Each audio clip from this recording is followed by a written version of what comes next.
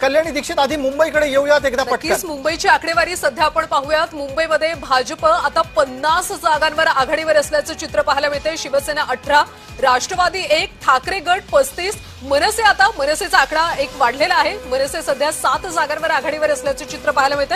227 पैकी 128 जागांचे सुरुवातीचे कल आता समोर येत आहेत आणि यामध्ये भाजप शिवसेना म्हणजे महायुती सध्या आघाडीवर असल्याचं चित्र आहे.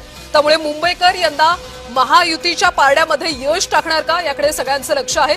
सध्या ठाकरे गट सुद्धा काटेकी टक्कर देते, कारण ठाकरे गट सुद्धा 35 जागांवर सध्या आघाडीवर असल्याचं चित्र आहे. मुंबईमध्ये ठाकरे गटाचे निशिकांत शिंदे सध्या आघाडीवर असल्याचं पाहायला मिळते. मुंबईत चौथ्या फेरी अखेर समाधान सरवणकर सध्या आघाडीवर आहेत. काही वेळापूर्वी ते पिछाडीवर असल्याचं चित्र पाहायला मिळत होतं, मात्र सरवणकर आता पुढे सरकताना पाहायला मिळतात.